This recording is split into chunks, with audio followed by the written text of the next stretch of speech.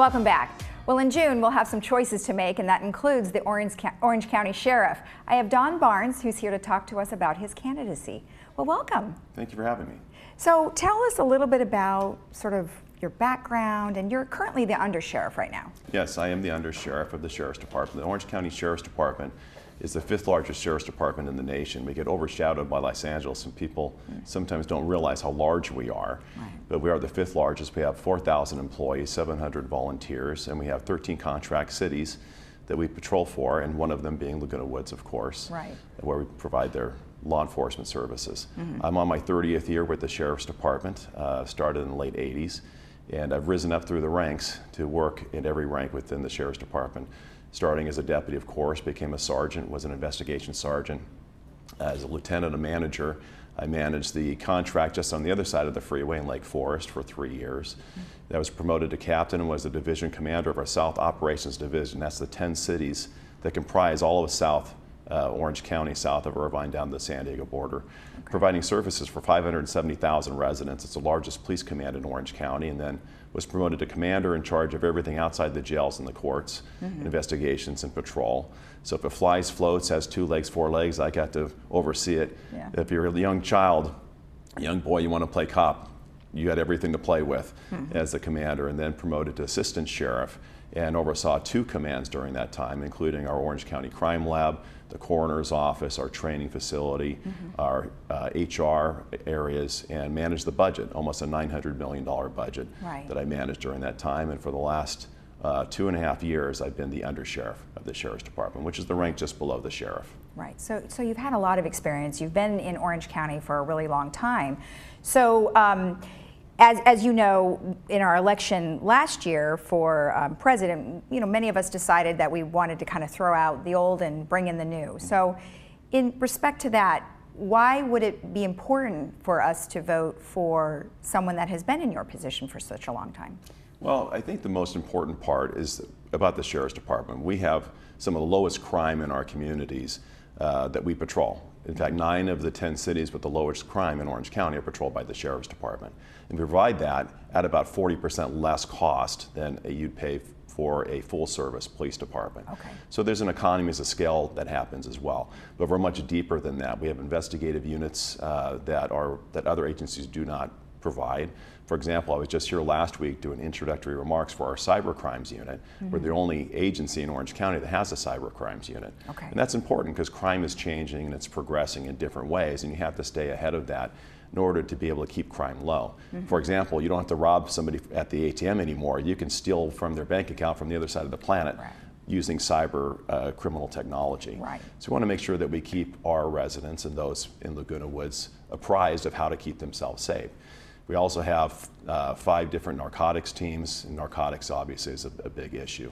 In short, to answer your question, I think what you want in a sheriff is somebody who's been there, done that, grown up within the agency, been a manager and executive for the last 13 years of my law enforcement career. And I don't think anybody understands or really knows the agency as well as I do. Exactly. And what are some of the things that you might do differently? One thing I really want to try to do, and this is working with some of the municipal partners, the police agencies that have their own police departments. And I have their support and endorsements, which is very important to me. But I sit on several boards, and one of the boards I sit on is the Integrated Law and Justice Agency of Orange County. It's a JPA for law enforcement technology services and products. And as chair, last year we negotiated a deal with LexisNexis, if you know who they are, largest owner of data about people. They bought a law enforcement data agency called Accurate, and we negotiated a deal with them to provide for every law enforcement officer in Orange County access to this data, which is important. Previously, you had to buy a seat license for everybody. We actually negotiated an enterprise license to get all that data available for everybody and save everybody money doing it. But what that now allows us to do is take all these different data sets, whether you're in Irvine or Huntington Beach or Anaheim or the Sheriff's Department, make all the crime data look the same. You can pull all that data into one location. I want to look at opening an Orange County Real-Time Crime Center. So now we'll start looking at crime holistically within the county rather than disparately from city to city, and connect the dots better to help keep our crime low. We have to look at ways to create economies of scale to help keep crime low. We oftentimes miss little things that we can connect better if we work better together.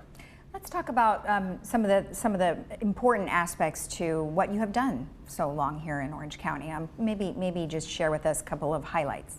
Well, I think what I'm most proud of is the people that I get to work with. You know, I'm 53 years old. I make more money not working than working, believe it or not.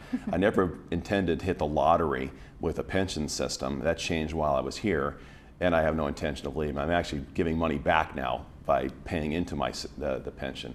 But I think the things I'm most proud of is the innovation that we brought to the Sheriff's Department. Some of the things that we provided other people just cannot do. And some of the cases, we've got great casework that we put together. We're really good at solving crime, and I like that part of what we do.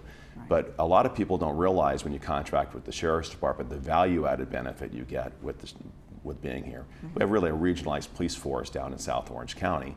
So you may see a Lake Forest car in Laguna Woods and vice versa, and that's because we staff by what you need, and we can move those resources around from city to city. Right. But you also get a homicide team that you don't have to staff for Laguna Woods. We have a sex crimes team, family violence, the narcotics teams I mentioned. Are all value-added benefit that comes with the Sheriff's Department, including tactical teams and helicopters and other things that you get just by being a partner with the Sheriff's Department. Right. So let's take a look at some of the focus points, especially for our folks here in Laguna Woods. What would be some highlights that they would like to know about your candidacy, and what would be important to them? I think the things that are most important really to the community now is the challenges that we're facing within law enforcement. Law enforcement has changed mostly because of legislative changes coming out of Sacramento. It started really in 2011 with AB 109, which is state prison realignment. We have prisoners now shifted into Orange County Jail that's not designed for long-term incarceration. It's designed for long-term, they're doing sentences of multiple years in the county jail, and we have about 600 of those individuals within our jails. I actually have capacity within the jail right now. Our jail population is down where it was a decade or 15 years ago. It was at 7,600. It's now at 6,100, 6,200. So we have the ability to house people, but because of Prop 47 and Prop 57, those two laws specifically have changed how we can hold people in jail or book people in jail. To get those reversed, I think, is very important. I will tell the community there's one piece of legislation that we're trying to get on the ballot. It's in signature gathering right now. It's called the Reducing Crime and Keeping California Safe Act. And it will change one aspect of Prop 47 to allow us to book people in the jail for property crimes. And it'll redefine violent crime, which is a result of Prop 57. It's keepcalsafe.org. If you see people signature gathering, I will tell you that's the one you want to sign if you want to reverse the decriminalization effort that's been happening in Sacramento and California over the last several years. Now, homelessness is something that we've talked a lot about here on the show. Tell us a little bit about, how you plan to work on that. Well, that's a great question. If we're not for Prop 47, we just addressed the issue up on the Santa Ana riverbed. If you watch what's going on there, we were able to get that population off. We got hundreds of people into services out of homelessness, which is a success. One thing I'm most proud of is when we were closing that down with Judge Carter, we were walking the riverbed, and because of the proactive efforts we had done, we could not find one veteran on the riverbed. All the veterans there had successfully gotten into services. And then we were able to deal with the criminal element. We made over 500 arrests in just a few months on the riverbed, and then we educated really the public on who was really up there. They weren't the economically homeless. These were people who were service resistant that didn't want help, and a lot of them were drug addicted. If not for Prop 47, about 80 to 85% of that population would be in Orange County Jail. We just didn't have the ability to take them there anymore because of the changes in Proposition 47 in 2014. So we're able to get them into services, we're able to get them off the riverbed, and most importantly, we're able to do that without an injunction or a restraining order from the federal court. We took the same strategy. We worked Santa Ana Police Department and the City of Santa Ana, dealt with that the same way in the Civic Center. And I have a strategy to bring that to South Orange County that I'm meeting with some of the people down here soon, and hopefully be able to address that the same way by using the same strategy. Excuse me, I know that you did talk a little bit about the propositions and another bill that was coming up. Is there anything else in legislature that we should be aware of? Well, I'll tell you the hardest thing right now, it's almost like going to Mars when you go to Sacramento and talk about common sense legislation. Senator Bates has been a great proponent of public safety issues. We, for the third year, have sponsored legislation to change transportation and sales of fentanyl. Fentanyl is 50 times more potent or powerful than heroin, but it's not viewed the same. So if you were selling heroin, which is 1/50th as potent, you can get an enhanced penalty, but you don't have the same enhancement for selling and distributing fentanyl.